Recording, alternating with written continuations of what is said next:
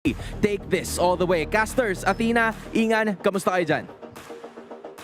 Okay na okay kami dito at ramdam na ramdam namin yung pressure building up for Virtus Pro after being undefeated sa wildcard. Bueno mano kaagad nila ang defending champions na SRGOG, looking to sweep them in our third series for today. Once again, welcome to MSC at EWC 2025. Kami ang inyong mga kasama, Athena and Ingan, bringing you this action. Live the live here, looking at the way that SRG adjusted as well in terms of draft. But interesting take para dito sa VP or sa Virtus Pro. You mentioned nga that they got the momentum for the wild cards. Pero something new, pero something off-cam happened. First blood agad here para kay Lebadcott. Alam mo, sinasabi kanina nila Burrito, Hans, pati na rin Chantel na bilang lang yung mga kayang tumapat sa isang Uranus. Pero isa sa mga nakuha ng Virtus Pro yung kayang tumapat dyan, the Esmeralda. Tale as old as time na matchup sa XP lane, muling binabalik and early first blood para kay Badcott. Kumbaga, nasa SRG OG man yung pangalan, pero ito yung OG. Ito yung OG. Ang tapat talaga kasi sa Uranus. We're mentioning na pwede tayong mag-expect ng long games, pero posible kasi na maaga pa lang ma-activate, ma-maximize agad dito ng Virtus Pro yung meron sa lineup na. Speaking of which, balik ulit tayo. Esmeralda, Uranus na matchup contra XP lane na habang sa bandang gitna naman. Kanina nakita na natin yung Lunox, pero gold lane to para kay Savero for Onyx. And now, onto the mid lane, kamusta ba siya onto the matchup for Kimi? Alam naman natin na dahil sa recent adjustment ng isang Kimi, mas madali nang actually mag-transition from dark to light. Pero again, pag nakasama na kasi yung light, hindi ka na makakabalik eh. So, if ever magmali ng combo itong si Bober, yung continuous DPS na pwedeng manggaling kay Kimi, kay Stormy, pwedeng malugi itong si Bober. Oh, talking about the recent adjustment. Pero ngayon, sila mag-a-adjust kay Badcott, lumapit! Okay, binabawi nila yung early first blood na ginawa ni Badcott kontra kay Kram para makakontest dito sa Turtle. Bumawi lang ang ating kapwa Pilipino para patumbahin na ito si Badcott. Si Bober, hinahabol ngayon si Kram. Makakatakas nga ba pero hindi na daw. That's gonna be a 1-for-1 trade. Samantalang si Pluto naman na force out kagad yung flicker ni Stormy. Ito na yung sinasabi nating DPS. Na pag hinahabol mo yung Kimi, medyo delikado ngayon. Pero si Kais ngayon, ang pinupuruhan ni Pluto, nakapag-watch shadow out naman at mukhang Virtus Pro ang makakuha ng unang turtle. A very nice dance around doon, kahit first turtle yan, pero yung dedication nakikita natin. And as well as yung level of aggressiveness ng Virtus Pro, hindi lang nila basta-basta minamatch sa pinapakita nila ng SRG. They're setting their own tempo. Sabihin man natin nakabawi si Kram dito kay Badcott. Pero the next course will be to stay on the lane, prevent na makabawi ulit, magkaroon ng tie, kasi lamang na siya kanina. Lamang na eh. And as well as focus on to somehow being the decoy para maging undisturbed yung gold lane nyo. Ngayon, mid lane naman pag-usapan natin. You have to enforce strong na pang-delay or pang-clear ng wave kasi nga you're up against sa Kimi. At ang Kimi gagawin lang niya, malingat ka lang, tore agad yan. Tore, focus lang sa goal itong si Stormy. And we all know Stormy, sa highly mechanically gifted players, magaling din ang kanyang macro. If left unchecked, pwedeng siya yung mag-shine and not just innocent. Pero ngayon, Pluto umaamba. Kinasa na natin yung flicker, pati Tidal Strike para bigyan etong si Yums ngayon. Napaparespond ng SRG OG. Si Kais pumasok pero problema, nabigyan bigla natin si Stormy. Gumamit ng Wiki Shadow Kill pero hindi sapat ang kanyang damage at naipit sa gitna ng dalawang damage dealers ng Virtus Pro. A double for Super Gorka. Okay, balik naman tayo dito sa may bandang baba na kung saan sinasabi natin for Kram, as much as possible, istorbohin pag-stay ng Badcott. Kaso nga lang, he's also needed in terms of, sabihin natin pang babae time pagpa-frontline. Tama.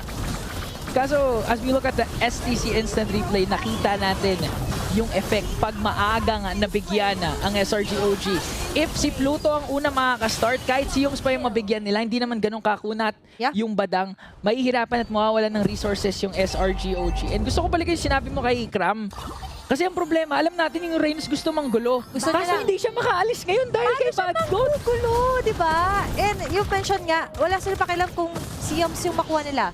Kasi without Yums and without Kram, there's no one from the side of SRG na pa-fronta. Di ba? At balaya ang Virtus Pro na tumalon.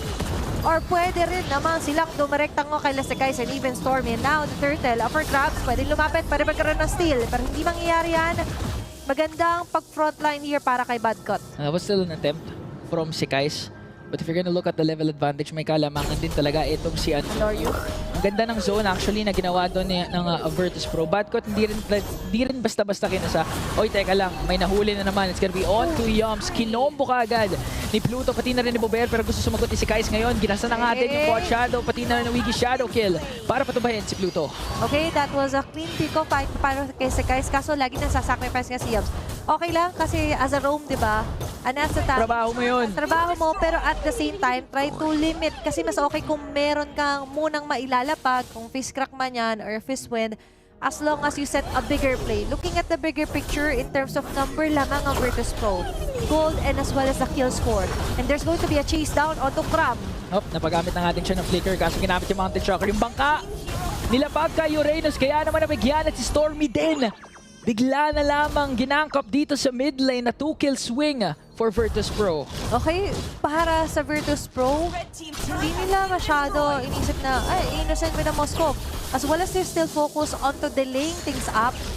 Without the gold, hindi rin naman magkakaroon na damage basta-basta! Bumalik! Bumalik siya! Tinry niya kunin yung orange buff para makapag-shadow out kaso inabangan sa labas ng Virtus Pro at nabigyan si Kuya mo si Kais. Pumasok na naman si Pluto with the title strike flicker combo to bring down Yums once again at mapapatumba yung mid lane turret ng defending champion. Okay, mas nagiging solid yung foundation na nilalatag dito ng VP. And as well as sa pagkuha rin ng mga lalaking resources. Yes, may Moskov na kaya mag-speed push, pero afford din ng Virtus Pro na bumasag. Hindi lang basta ma-level, but also malamangan sila. At nabigyan din dito bigla si Innocent. Wala nang takas dahil hindi tumama yung Spear of Destruction. All bases covered dito para sa Virtus Pro. A 5.7k gold lead, a sweep on neutral objectives, tatlong turtle. Hindi man lang nakaisa itong si Sekais. Leaving no one untouched. Lahat ng members ng SRG ay naaabot, napatay na nila so far, even Innocent. Looking at the dedication, nagre-reflect din to sa ating SNB gold difference sa kung saan. Laking factor din talaga, nasisabi natin malaya dito si Super Gorka, pero hindi malaya si Cram. Oh, naipit. Wala na ang takas. Saan kasi may pababading pulis doon sa taas. Si Super Gorka nandun din, sasalubungin siya eh. Hindi naman to pelikula na sa huli pupunta. Tama. Walang dito, sumusugod agad. Walang ano yun, walang art, walang nakalimutan ko kung ano tawag doon. Hindi kasi ako nanonood eh.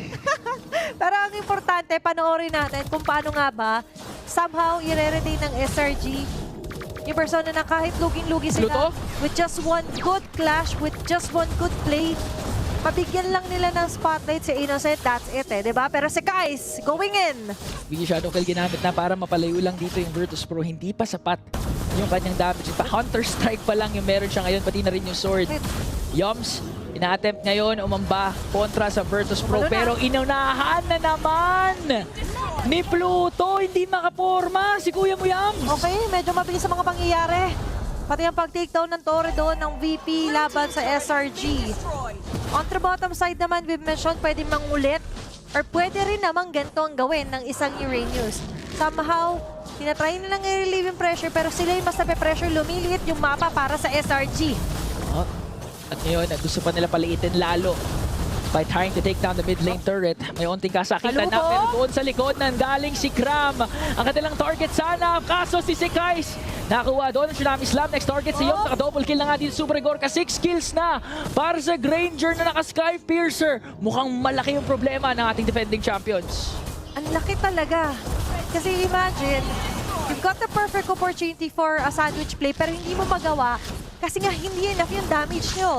Oo. Tsaka hindi lang yung damage eh. Pati na rin yung kulang talaga sa crowd control. Kulang. So siguro kung si Yums yung nanlikod, Pwede tapos pa. kumonekta yung fist break, fist crack, pwede pa eh. Kaso nga lang si Cram na naman yung bibigyan. This time 5 na yung sumalubong sa kanya. Nabigay pa sa kay Super Gorka yung kill. Tsaka ganun sila ka-dedicated, hindi nila papadala isa o dalawa lang. Oo. Isang buong team ng Virtus Pro ang sumusugod. That's how they make sure na matitake down talaga. Na hindi yung biglang clutch na makakatakas pa, mga ankle breaker moves, hindi nangyayari yun. Kasi nga full force sila kung sumugod. They want to ensure na walang windows na uncheck para dito sa SRG. And looking at the huge gap between our gold laners, dun pa lang masasabi mo, makalapit man dito yung Hayabusa, ni Sekais, naka-wind of nature na po rin dito si Super Gorka. And not only that, papunta na rin ng BOD si Andorio. So, mas lalong sasakit ang ulo. Pero ngayon, sila yata yung sasakit ang ulo. Ayun na naman. Yung counter-attack ng Virtus Pro, nakatakas pa nga si Andorio. Saktong nabigyan na naman ang Tsunami Slam. Itong si Sekais, 2 for 1, not looking good for the Hayabusa. Pluto umaamba pero nag-zone out lang sila para makaisang inhibitor turret. Innocent talagang kulang pa sa damage pero parang sapat na nga to para patubahin si Pluto. At si Stormy ang makakuha ng kill. Kaso ang ganda magpasok doon ni Badco. Dalawang agad ang nawala. They wanna make it 3. A mega kill para sa Bangungot. And Virtus Pro will extend the series. They're not going down without a fight.